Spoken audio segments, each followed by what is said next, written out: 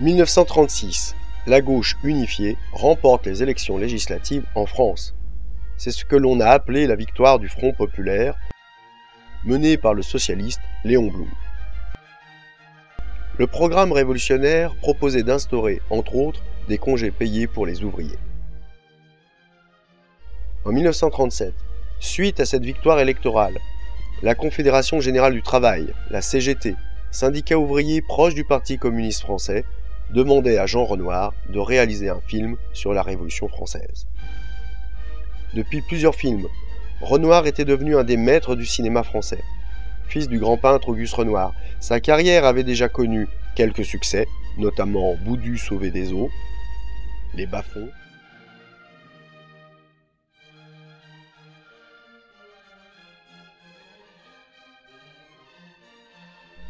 ou encore La Grande Illusion.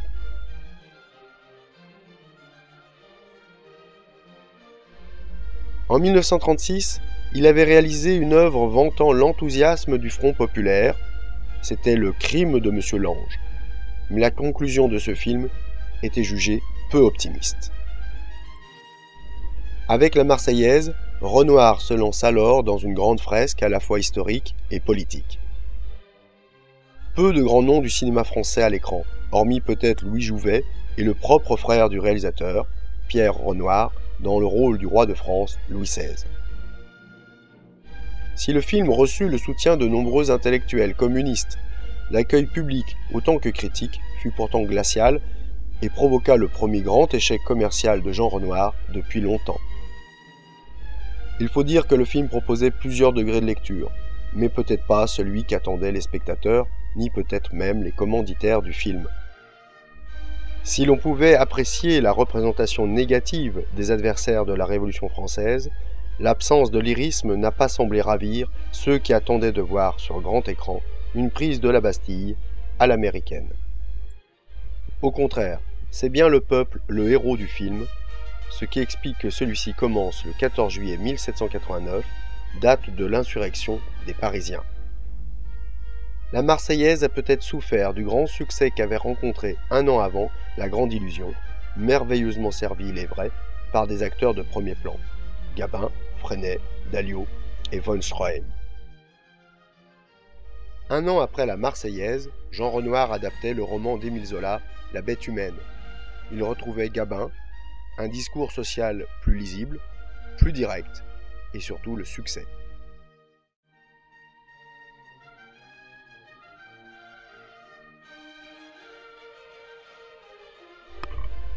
L'extrait analysé correspond en réalité à deux séquences qui se succèdent et qui commencent à la 27e minute du film.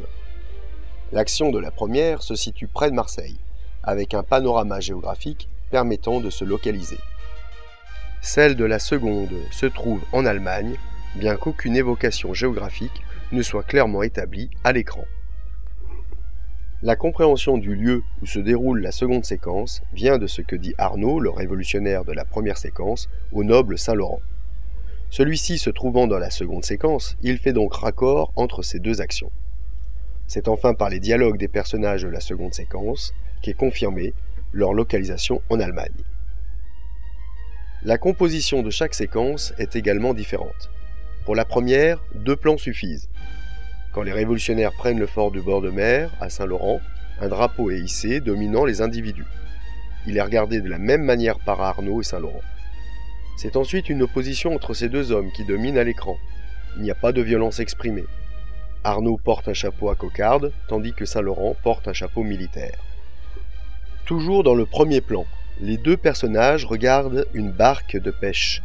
Curieusement, malgré la hauteur du fort, l'embarcation semble être à même hauteur que les deux hommes. Dans le second plan, les deux personnages s'affrontent toujours.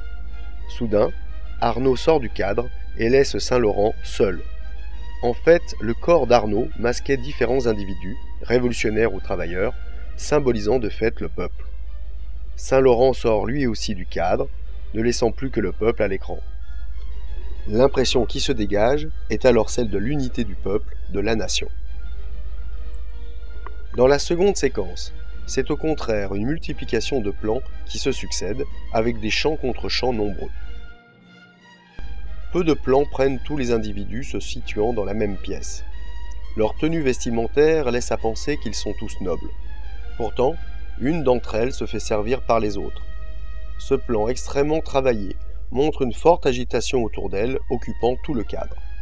La noblesse apparaît alors comme à la fois divisée et elle-même très hiérarchisée.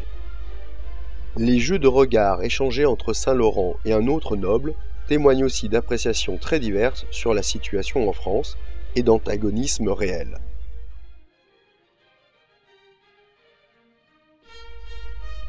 De fait, peu de réelles informations sur la Révolution française sont apportées à l'écran. Visuellement, la cocarde renvoie au mouvement populaire des patriotes, tandis que les tenues des nobles correspondent aux monarchistes contre-révolutionnaires. Du point de vue des dialogues, les choses sont cependant plus claires. Le révolutionnaire Arnaud définit les mots « citoyen » et « nation » en opposition au terme de « sujet du roi » défini par l'aristocrate Saint-Laurent. Derrière ces définitions, c'est bien la notion même de souveraineté qui est en jeu. Mais c'est surtout du côté noble que le contexte révolutionnaire est plus explicite. Il est évoqué en termes peu flatteurs, l'armée révolutionnaire étant par exemple méprisée du fait de sa composition de roturiers. Il est également évoqué le duc de Brunswick qui soutient les nobles émigrés en Allemagne.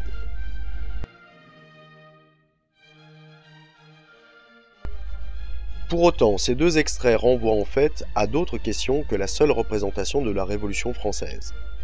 Car si Arnaud définit bien la nation française telle que pouvaient se la représenter les révolutionnaires, les dialogues des aristocrates correspondent davantage à une autre conception de la nation. Elle est celle de l'Allemagne, pas celle de 1789 ni de 1792, mais celle de 1938, dominée par le régime nazi. Les propos de cet aristocrate en témoignent. Eh bien voilà un homme, un véritable Achille, un Agamemnon. Il pèse au moins ses 200 livres. Et le Jacobin le plus borné, après l'avoir vu, n'oserait plus prétendre que les hommes sont égaux. Vive la Prusse et vive les Prussiens! C'est donc bien de l'inégalité des races qu'il s'agit ici. Mais le film va plus loin encore. Il remarque que certains sont prêts à toutes les concessions avec les Prussiens, au risque de perdre un peu de la dignité de la France, et de même, le tout pour conserver ne serait-ce qu'une once de pouvoir. C'est ce contre quoi s'insurge Saint-Laurent, confiant dans le peuple français et dans sa capacité de réaction à repousser Brunswick et ses troupes. Le film retranscrit donc les abdications déjà faites par la République française au régime hitlérien, le tout sous couvert de récits révolutionnaires. Munich et la collaboration française ne sont plus très loin. La foi de Renoir dans un peuple, une nation française résistant à ses tentations, est cependant très forte. Saint-Laurent, étonnamment, en est l'un des porte-paroles. Mais cette espérance républicaine, ce combat contre les régimes autoritaires sont présents dans tout le film. Dans une séquence, Renoir faisait déjà s'opposer sur les Champs-Élysées les patriotes aux monarchistes, sorte de transposition révolutionnaire de la journée des Ligues du 6 février 1934. Quant à la dernière séquence, elle se conclut à Valmy en 1792, bataille dont la victoire allait donner naissance à la première république d'une France enfin libérée de la société de l'Ancien Régime, comme le rappellent les cartons apposés après le mot fin du film.